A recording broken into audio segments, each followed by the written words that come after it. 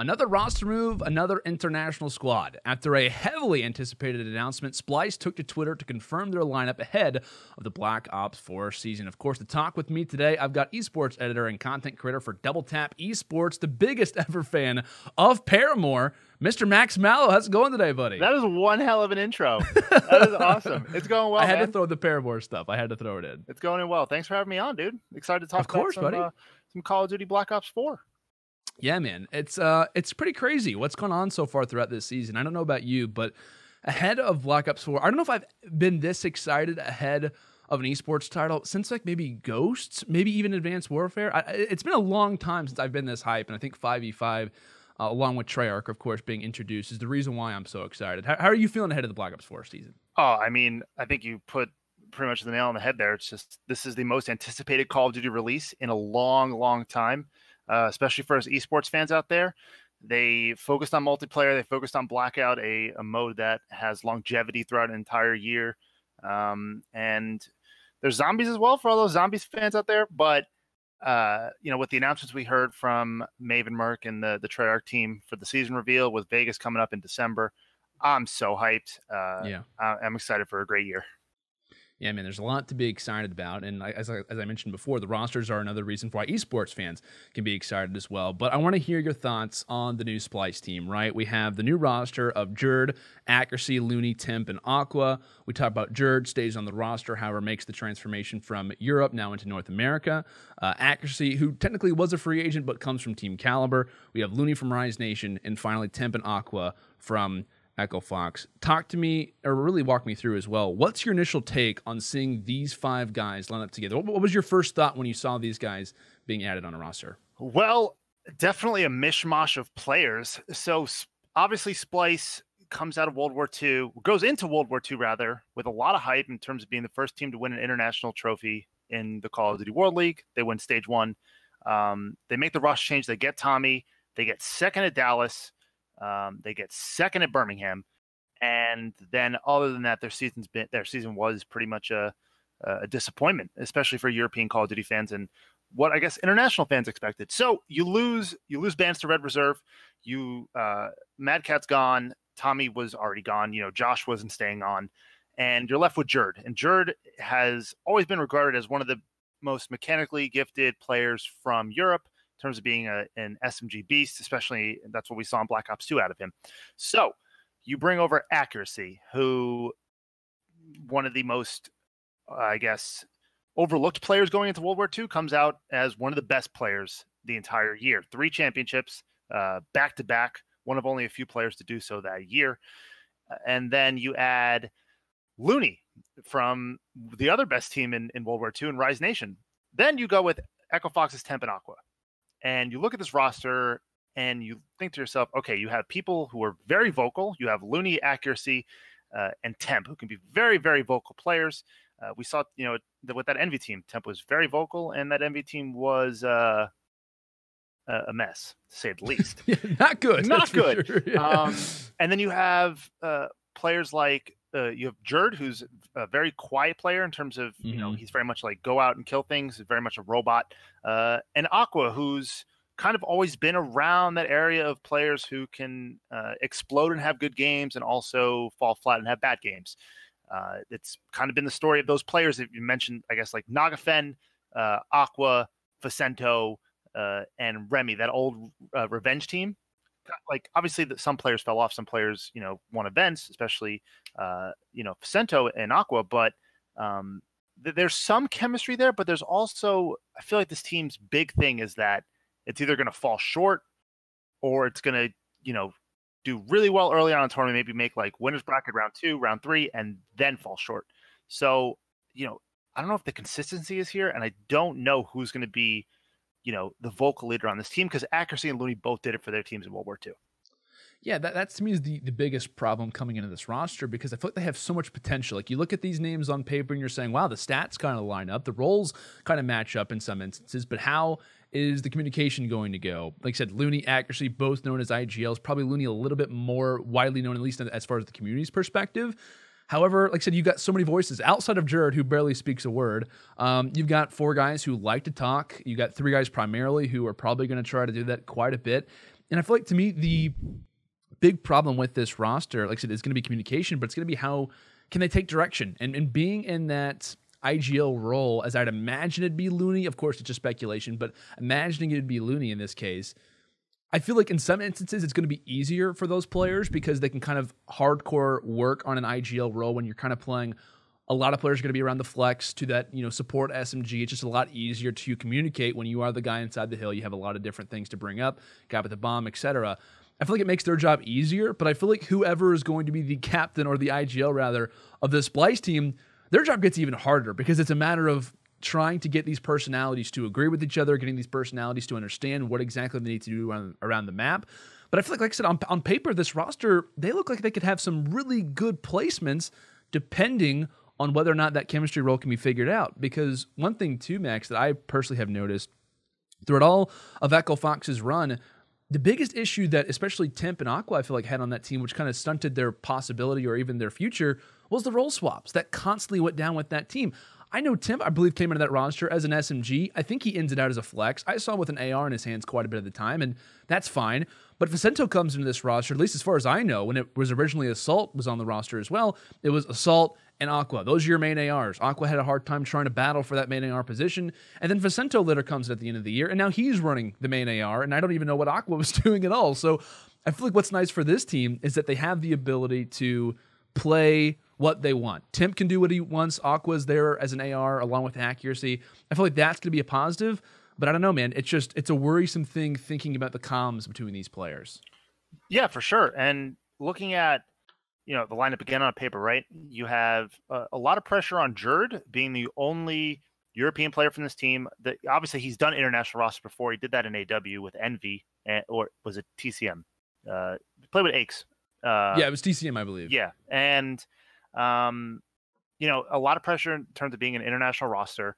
A lot of pressure in terms of, Temp is a player that I have my eyes on too, coming, into World War II. A lot of hype on him to pick to be on that Envy team with Slasher and Hook.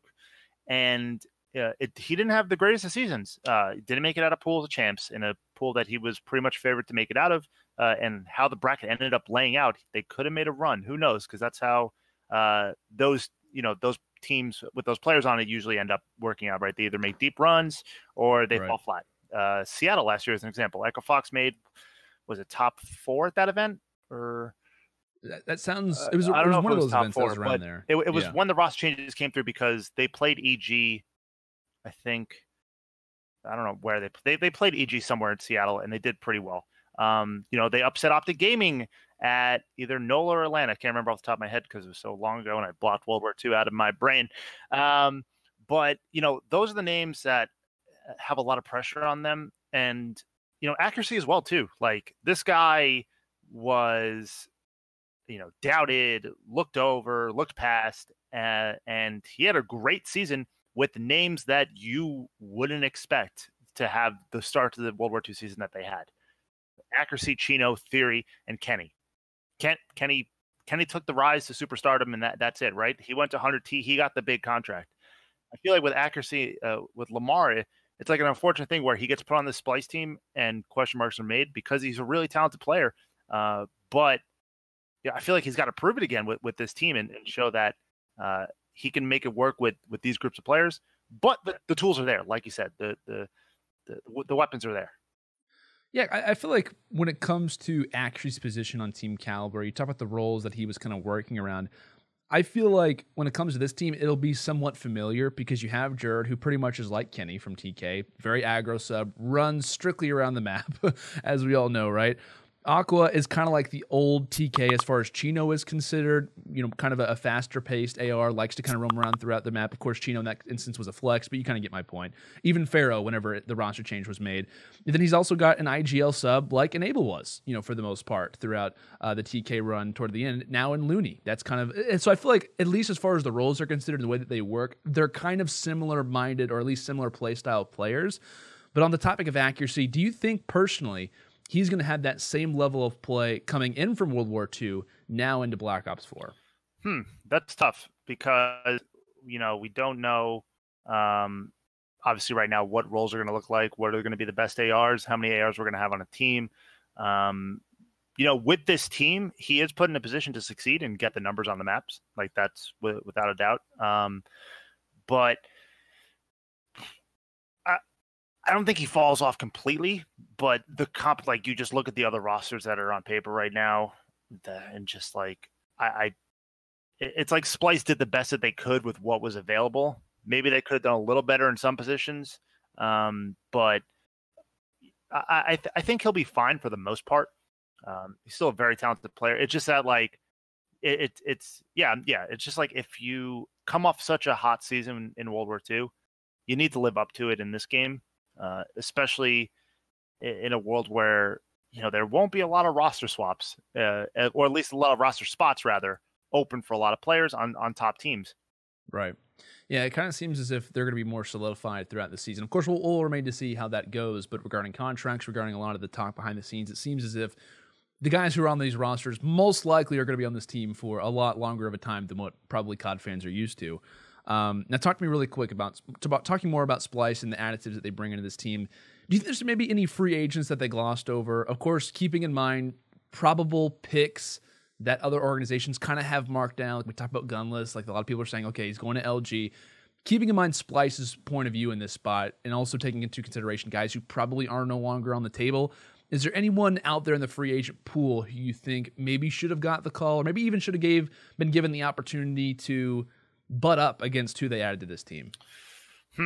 Well, all of your best European talent is pretty much spoken for on Red Reserve, so that's your top team. Reciprocity I like a lot in terms of who they've put around their Unilad core. Maybe like the thing that I would just like take into consideration is the transition to North America and Jerd's fit into the community and culture they build at Splice with that team, because sure, like the players hang out at events, but it's a culture change. I mean, we see it in other esports where players change regions, or it's not the same exact comparison, but going from an all-speaking nationality team in Counter-Strike to going to an English-speaking team, it's a change in terms of how you communicate and stuff like that. Not a direct comparison to Call of Duty, because most probably all speak English. But Mad Cat's a name. I don't know what Mad Cat's doing unless I've missed that totally in my Twitter feed, which is totally possible. I've been at 3 Counter-Strike events of the past month, so let's see. Mad Cat. I mean, the LG players pretty much spoke. I guess maybe Classic is a name. We don't know where Classic is going to end up. I guess the rumor is FaZe, because that's what these teams do. They just cycle out the same players, and they're all friends.